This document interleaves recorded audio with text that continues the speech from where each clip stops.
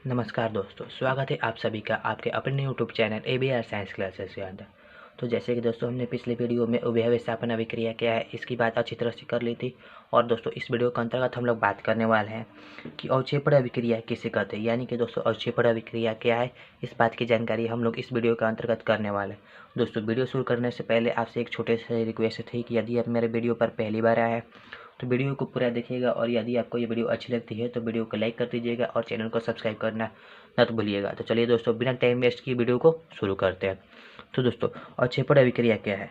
तो कुछ ऐसी रासायनिक अभिक्रिया होती है जिसमें कोई प्रतिफल ठोस के रूप में विलयन से पृथक हो जाता है। ऐसी अभिक्रिया अवक्षेपण अभिक्रिया कहलाती है। कहने का मतलब है दोस्तों कि अवक्षेपण अभिक्रिया वैसा रासायनिक अभिक्रिया होता है जिसमें कि आपको कोई प्रतिफल यानी कि उत्पाद आपका क्या होता है, ठोस के रूप में विलयन से पृथक हो जाता है, यानी कि अलग हो जाता है। तो वैसे रासायनिक अभिक्रिया को हम लोग क्या बोलते हैं, अवक्षेपण अभिक्रिया कहते हैं। जैसे मैं दोस्तों यहाँ पर यदि आप एग्जाम्पल नंबर फर्स्ट की बात की जाए तो यहाँ पर आपका एक रासायनिक अभिक्रिया लिख दी गई है। और दोस्तों ये जो रासायनिक अभिक्रिया है आपका उभय विस्थापन अभिक्रिया या फिर द्वि विस्थापन अभिक्रिया का उदाहरण है। क्यों? क्योंकि यहाँ पर यदि आप देखिएगा दोस्तों तो यहाँ पर अभिकारक में जो दोनों यौगिक है, इन दोनों यौगिकों में क्या हो रहा है, आपका आयनों का विनिमय हो जा रहा है, यानी कि अदला बदली हो रहा है आयनों का। जैसे मैं दोस्तों यहाँ पर आपका जो NaCl यौगिक है, इस NaCl यौगिक में आपका जो Cl माइनस आयन है, इस Cl माइनस आयन क्या कहाँ चल जा रहा है, Ag यानी कि इस साइड आ जा रहा है। और यहाँ पर का जो यौगिक है, इस यौगिक का ऋणात्मक भाग यानी कि NO3 जो ऋणात्मक भाग है वो आपका कहाँ चल जा रहा है, यहाँ पर चल जा रहा है, जिससे कि आपका NO3 का निर्माण हो रहा है। और यहाँ से जो Cl आपका यहाँ पर निकल कर आ जा रहा है, जिससे कि आपका AgCl का निर्माण हो रहा है। दोस्तों इस बात की जानकारी मैंने पिछले वीडियो में दे दी है। यदि आपने उस वीडियो को नहीं देखा है तो मैंने उस वीडियो का लिंक डिस्क्रिप्शन में दे दी है, आप लोग वहाँ से जाकर उस वीडियो को देख सकते हैं। तो दोस्तों ये बात तो आप जानते ही होंगे कि ये अभिक्रिया आपका उभय विस्थापन अभिक्रिया या फिर द्वि विस्थापन अभिक्रिया का उदाहरण है। लेकिन दोस्तों यहाँ पर यदि आप ध्यान से देखिएगा तो यहाँ पर दोस्तों यदि आपको प्रतिफल के रूप में यानी कि तिरछीन की दाईं तरफ दोस्तों यहाँ पर AgCl आपका ठोस पदार्थ के रूप में क्या हो रहा है, विलयन से पृथक हो रहा है। ठोस पदार्थ कहने का मतलब एक अघुलनशील पदार्थ के रूप में क्या हो रहा है, विलयन से पृथक हो रहा है। दोस्तों यहाँ पर मैंने कैसे पता कर ली कि यहाँ पर जो AgCl है आपका ठोस पदार्थ के रूप में विलयन से पृथक हुआ है?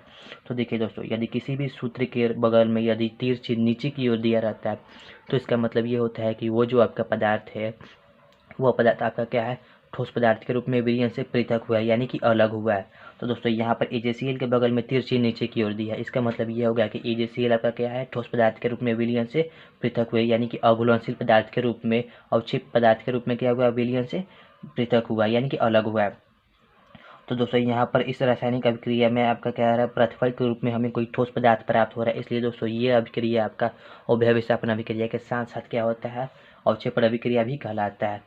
दोस्तों एक बात आप अच्छी तरह से याद कर लीजिएगा कि जो अवक्षेपण अभिक्रिया होती है वो आपका किसी न किसी प्रकार का रासायनिक अभिक्रिया होती है, लेकिन वैसा रासायनिक अभिक्रिया होती है जिसमें कि आपका कोई प्रतिफल यानी कि उत्पाद में क्या होता है, कोई ठोस पदार्थ यानी कि वैसा पदार्थ जो कि हमें कोई विलयन में नहीं घुलता है, वैसा पदार्थ क्या होता है, हमें प्राप्त होता है। जैसे दोस्तों आपने यहाँ पर देखा तो ये जो आपका रासायनिक अभिक्रिया थी ये आपका उभय विस्थापन रासायनिक अभिक्रिया थी। लेकिन दोस्तों इस रासायनिक अभिक्रिया में क्या होता है, आपका कोई ठोस पदार्थ आपका क्या हो रहा है, प्रतिफल के रूप में प्राप्त हो रहा है। इसलिए दोस्तों ये जो क्या अभिक्रिया होगी, ये अभिक्रिया कैसी होगी, उभय विस्थापन अभिक्रिया या फिर अवक्षेपण अभिक्रिया कहलाएगी। उसी तरह से दोस्तों यदि आप दूसरा नंबर एग्जाम्पल देखिएगा तो दूसरा नंबर एग्जाम्पल में भी आपका क्या कह रहा है, दूसरा नंबर एग्जाम्पल भी दोस्तों आपका उभय विस्थापन अभिक्रिया या फिर द्वि विस्थापन अभिक्रिया का क्या है, उदाहरण ले गई है। लेकिन दोस्तों इस रासायनिक अभिक्रिया में अभी आपका क्या हो रहा है, प्रतिफल के रूप में आपका CuS प्राप्त हो रहा है, यानी कि ठोस पदार्थ के रूप में CuS प्राप्त हो रहा है। इसलिए दोस्तों ये रासायनिक अभिक्रिया भी आपका क्या कहलाएगा, ठोस अवक्षेपण अभिक्रिया या फिर